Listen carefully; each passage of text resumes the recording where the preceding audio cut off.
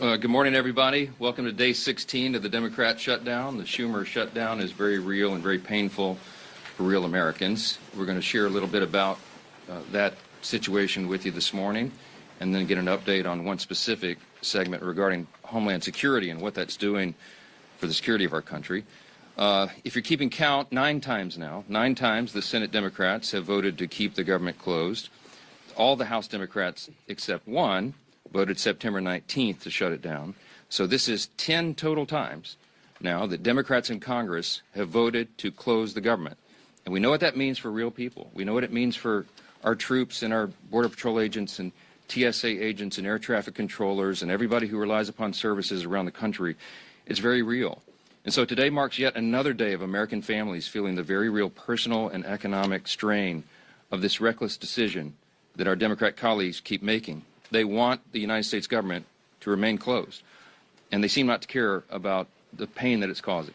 They have offered no plan. They have offered no strategy. They have offered no common sense path forward for ending this situation. And so many of you have asked all of us, how will it end? We have no idea. It's up to the Democrats, and they have to decide it. And judging by their outrageous behavior, the Democrats appear perfectly happy to keep the political theater going while real people suffer. And that's why House Republicans made the responsible decision for our members to spend this week in their districts working for the people. They're helping their constituents. They're helping the American people navigate the mess that the Democrats have created. Staying back to work with our constituents was a decision that we made very thoughtfully, and we made collectively as a group, House Republicans. We have so much of that work to do. This is not some talking point. It's not some strategic tactic. We made that decision out of urgent necessity. So I want to highlight here just this morning, just very briefly, just a couple of examples, a small sample of some of the very important work that House Republicans are doing on the ground right now to help Americans through this difficult time. In the state of Michigan, for example, our members are sitting down with veterans, men and women who risked their lives for our country, and they're struggling now because the services they depend on, health services, for example, have come to a halt thanks to the Schumer shutdown. So in Michigan, our Republicans from the House are there working through those situations. In Texas, many of our Republican colleagues have met with some of our brave Border Patrol agents down on that southern border who are still reporting for duty without a paycheck. In Montana, Congressman Ryan Zinke helped park rangers who are keeping the parks open as best they can for families and travelers, even as they themselves go without a paycheck. Across the Midwest, we have members who are meeting with local and regional airports to hear firsthand how furloughs and blocked paychecks there are hurting the people who keep our skies safe. Really important stuff. In rural communities around the country, Republicans are working hand in hand with their local hospitals to make sure that the $50 billion rural hospital fund that Republicans got signed into law in July 4th is accessed. It reaches the people who need it. And they're doing that work while the Democrats are demanding to kill that essential fund that is in their counterproposal for the CR, one of the many outrageous things they claim they want to do. And everywhere across America right now, we're helping small business owners and farmers and ranchers and service coordinators navigate frozen loans and delayed emergency funds and growing uncertainty about how to keep serving their communities. So all across the country, Republicans are dealing with the very real and painful consequences facing real Americans. Now, that's happening on the Republican side. And what's happening on the Democrat side? You can see it for yourself. Compare what I just told you with what they're doing. Look at their own behavior. Look at their actions. Don't listen to the words that people are saying. Look at what they're doing. Chuck Schumer and Democrats over the last 10 days, here's a small sample of their activity, okay? We've seen performative stunts and TikToks and photo shoots across every inch of this Capitol. We've seen Democrats actually toast themselves on the balcony of the DCCC last night, while their colleagues voted in the Senate to keep the government closed for the 10th time. We've seen not one but 2 failed publicity stunts right outside my own office, the latest of which ended in a congresswoman storming the entrance and berating a Capitol police officer who, by the way, is protecting her without pay. And last night, we even saw, I didn't see it, many of you saw it, CNN host the first socialist town hall, where Bernie Sanders and AOC said the quiet parts out loud. They don't know what they want to end the shutdown. They couldn't provide a single viable solution for the mess that they themselves have gleefully created. And by the way, those are the real leaders of the Democrat Party. We all know it, AOC and Bernie. Good luck with that. And amid all that, Chuck Schumer is actually bragging that every day gets better for his party. As you know, that is his words, not ours. All this would be laughable if it didn't come at the cost of American families, and it really is deadly serious. If it were up to Republicans alone, we would not be in this mess. We'd be up here negotiating and debating openly and transparently on the issues impacting Americans' lives. But as I've said repeatedly, Democrats slammed the brakes on legislative business when they decided to shut down the government for their partisan political purposes.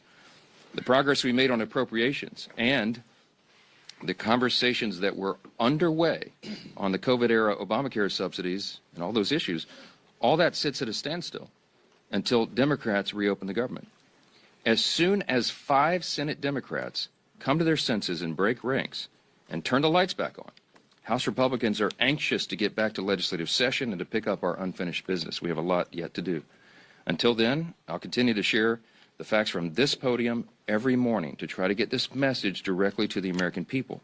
Republicans will continue serving on the job in our communities on behalf of the American people that we represent.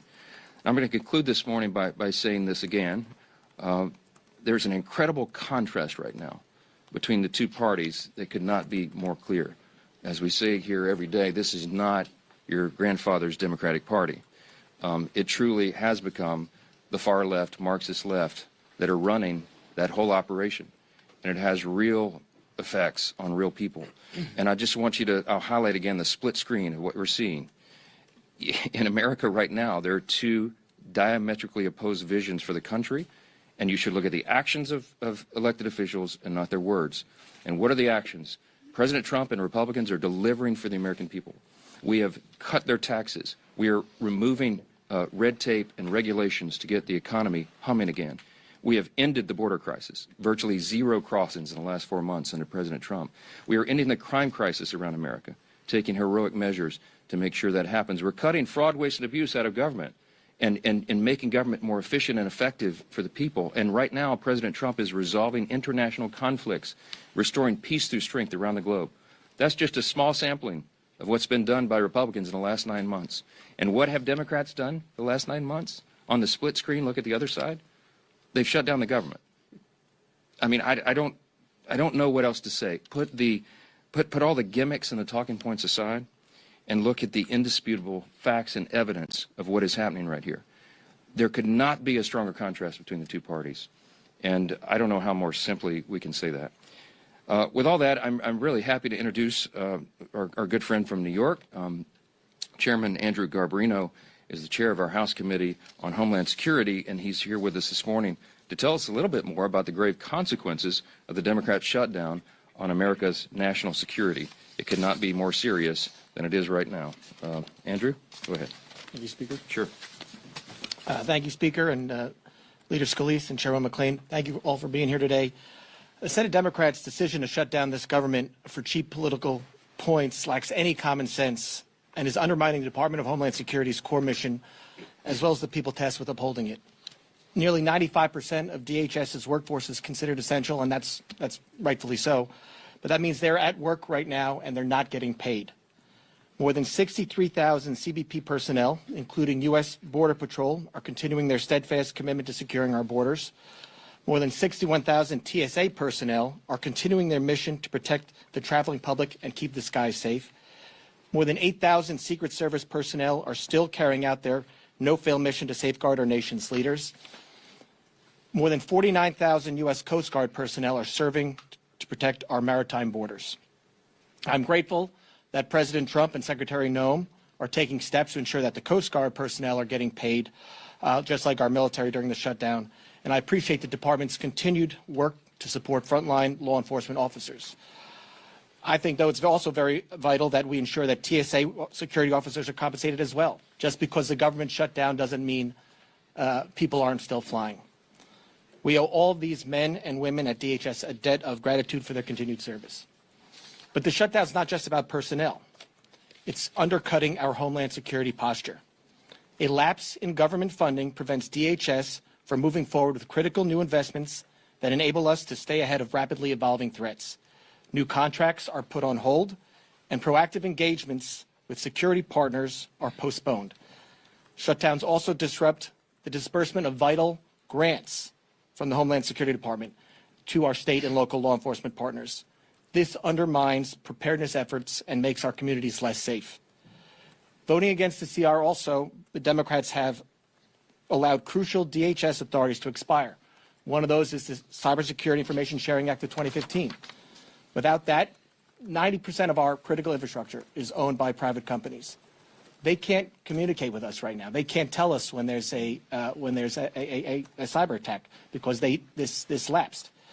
Every second we go without the ability for them to share that information makes us less safe. They've also the counter drone authority has also lapsed. That was in the CR. Without this in place, agencies may not be able to swiftly take down malicious drones before they threaten U.S. airspace. There are dozens more. In short, this shutdown is making our country less safe. And I implore Senate Democrats to do the right thing and reopen the government now. With that, I would like to bring up Leader Scalise.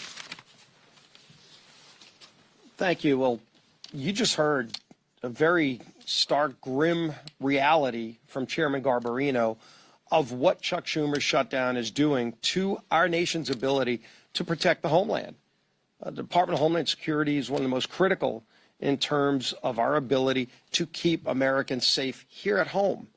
And they're doing incredible work. And, you know, fortunately, like Chairman Garbarino said, 95% of the employees are deemed essential, but they're on the job not getting paid. But beyond that, he also pointed out grants are not going out. The sharing of information on things like cybersecurity is not happening. These are real devastating consequences of Chuck Schumer's shutdown. And nobody on the Democrat side can still articulate the reason why they're doing it beyond the obvious. And the obvious reason is Chuck Schumer being scared for his political future. Scared from who? From AOC. And last night, as the speaker mentioned, we saw two of the Democrat Party leaders, Bernie Sanders and AOC, at a forum, town hall, whatever you want to call it, on CNN. And they were laughing, they were guffawing like it's some kind of game. In fact, when AOC was pressed to say, what is it that y'all are shutting the government down over? She couldn't even give an articulate answer. This is what she said, quote, I think we need to see ink on paper. I think we need to see legislation. And I think we need to see these things passed on the floor of the House and Senate and signed by the president. Can anybody tell me what she's talking about? I mean, they filed an alternative bill that everybody knows is not serious, $1.5 trillion in new spending to do, among other things, to gut the rural hospital fund, the $50 billion that we put in place, the largest investment in rural hospitals in our country's history. They want to gut that to give free health care to illegals. That's not going to happen, and that's not a serious proposal. But in fact, when you get back to the heart of the question, and that is Chuck Schumer fighting for his political life in New York, they did ask AOC that question. You know, are you going to primary Chuck Schumer?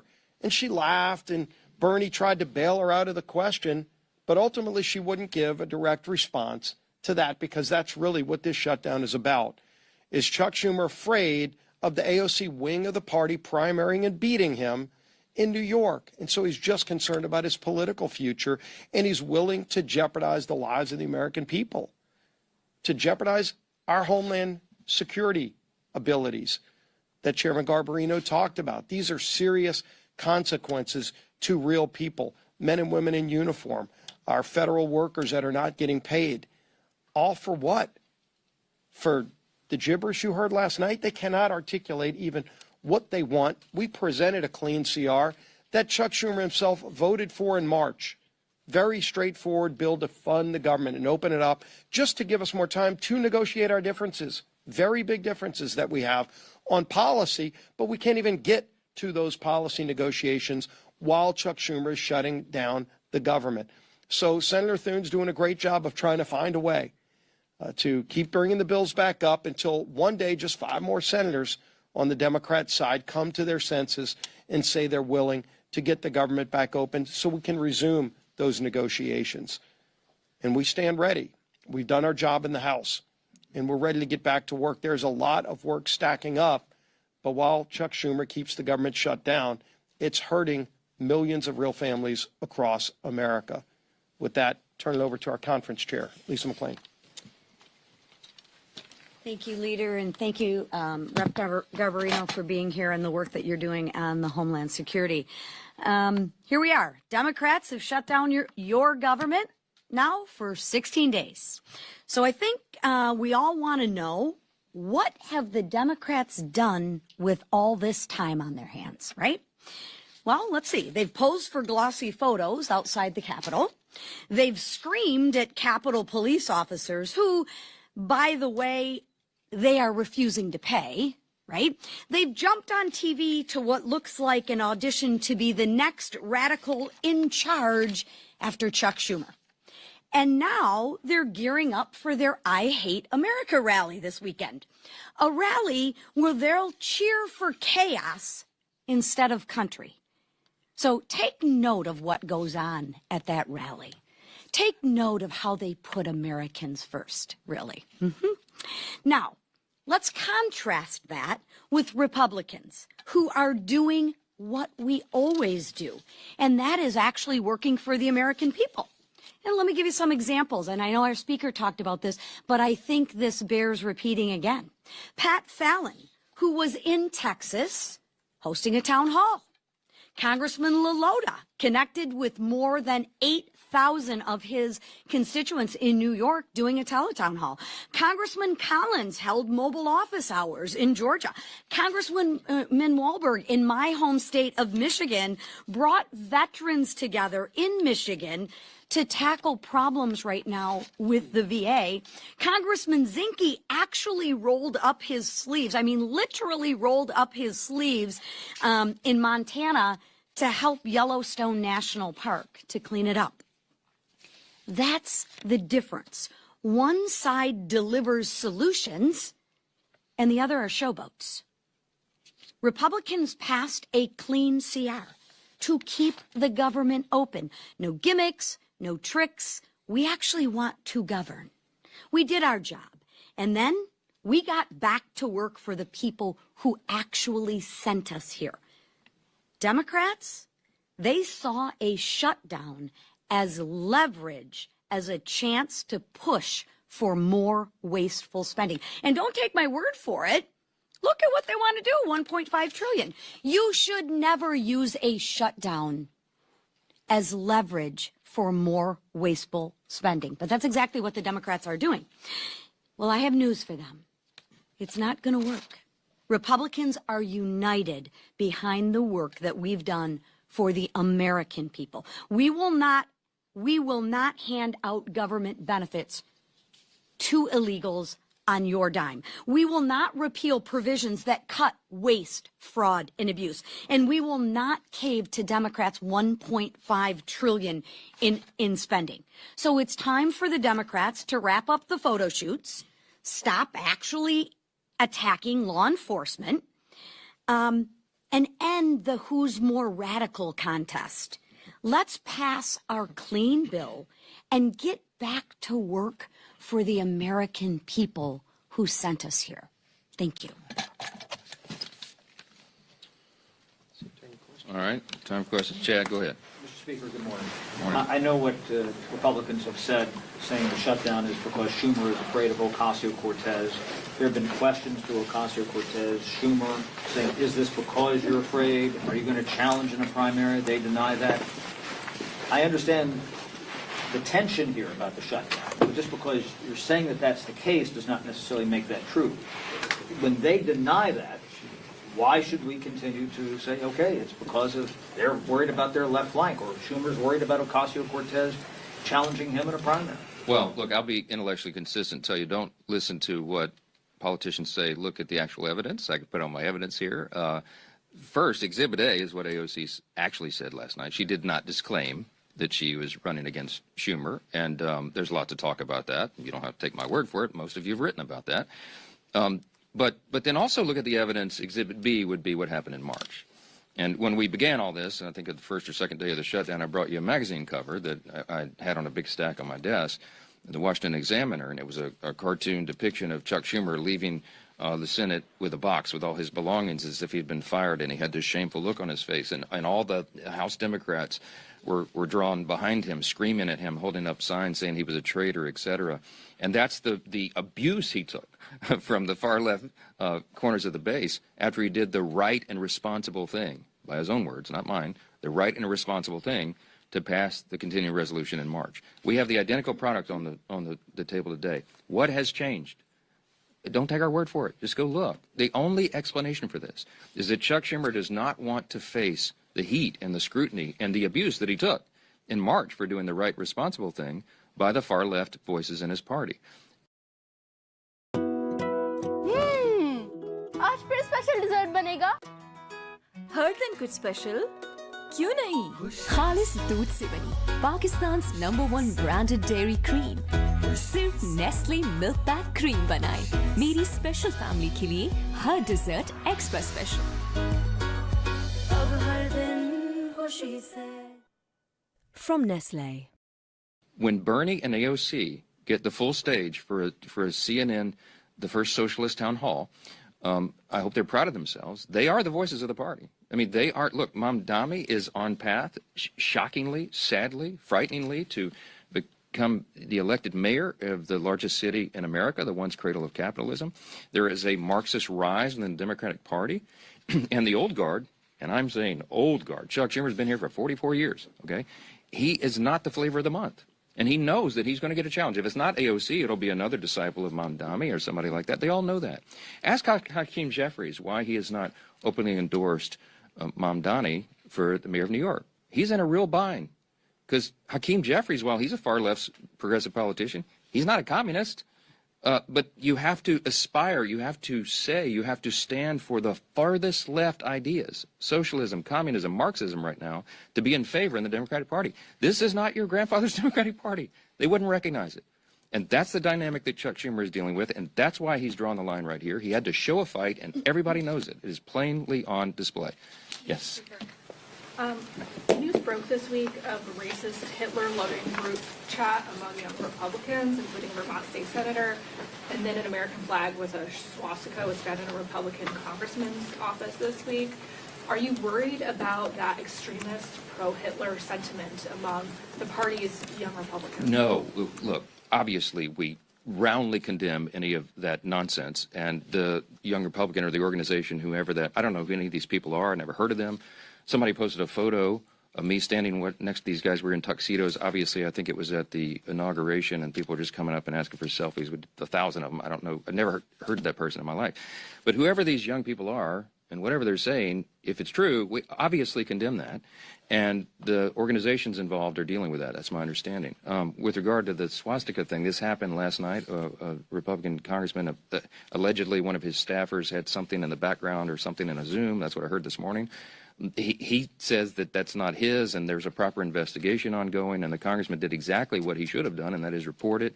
It's under investigation, and I can't comment on it any further until that's done, but I will say, obviously, that is not the principles of the Republican Party. We stand for the founding principles of America. You want me to articulate them for you right now? Individual freedom, limited government, the rule of law, peace through strength, fiscal responsibility, free markets, human dignity, the things that lead to human flourishing. We have stood against that. We fought the Nazis. We defended that evil ideology. We roundly condemn it, and anybody in any party who espouses it, we're opposing that. I don't know how else more simply to say that. Yes, sir. Back on the shutdown, Leader Thune has offered Democrats a vote by the end of the year on Obamacare subsidies. Would you be willing to make the same commitment to sort of ease the shutdown situation? Let me tell you what happened yesterday, because I met with Leader Thune, and he offered to Chuck Schumer a vote on Obamacare subsidies, and Schumer said no. that happened. I asked Leader Thune about it because they wanted a guaranteed outcome. Here's why we can't do that. Let me say this very clearly and for everyone again. Okay, The Obamacare subsidy issue is not the issue of today. It is in a subsidy that expires December 31. We were always planning to continue the debate and discussion about that issue in October and November. Ironically, Democrats are taking the time off the clock for us to do that. It's a very complicated, complex matter. There are no income caps on that. By the way, did you know if you're a hardworking taxpayer, middle-class earner, and your family's struggling to put food on the table, did you know that you are subsidizing wealthy people's health care with that subsidy? You probably didn't. Premiums have risen by some estimates 60% since Obamacare was enacted into law in 2010. There's no way to repeal and replace it because it's too deeply ingrained right now. We have to improve it. Republicans are the ones with the ideas to increase access to care, the quality of care, and bring down the cost. Not the Democrats. They're the ones that gave us this problem, and they're the ones that have made it so expensive. Now, we have 535 members between the House and Senate. There's a lot of people in this deliberative body here. That's a very complicated issue. It's not something that 4 people can go into a back room and guarantee an outcome on. It can't be done. It was not possible to be part of the CR, and it is not feasible. It's not appropriate to be on the CR. We require the member-driven consensus process here, and that's what's necessary. So it's not possible for Leader Thune to guarantee to Chuck Schumer some outcome on that because we haven't finished those deliberations. I mean, that's just as simple as it is, and all of you report on the Hill all the time. You know how the process works.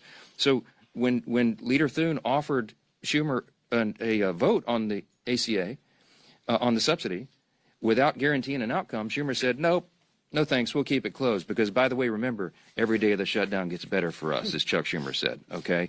It's not getting better for the American people. Thank you. Holding a vote on ACA subsidies? No, I didn't say that. I did not say that, Reed. I said none of us can guarantee an outcome on that. I have said consistently all along, this is part of the deliberative process. We're going to debate and discuss that. And there are debates and discussions going on our side of the aisle and on theirs. But to get everybody together and build that consensus is not possible until we get the government operating again and we stop holding.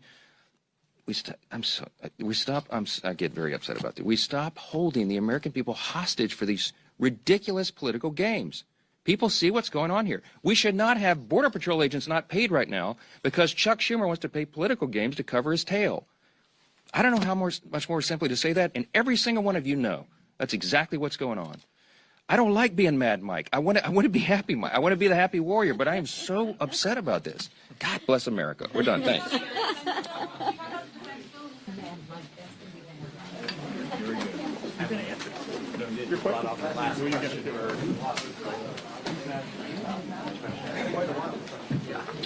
When was the last time you heard it? When she said, oh, people are out there posing for glossy photos.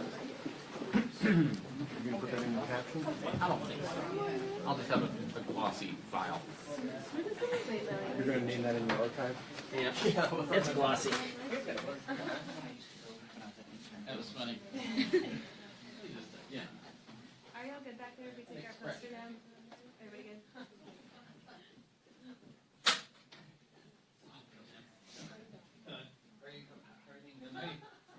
So Trump wants to go to Cap Grill. Should I just do that? I think we should.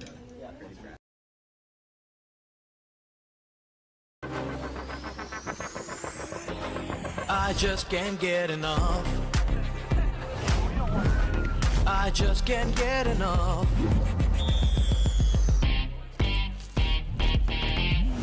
The taste that lifts me up, lifts me up, lifts me up, lifts me up. I just can't get enough. Rich, yet so light. It's addictive in every bite. Divine by Visconi Prime. I just can't get enough.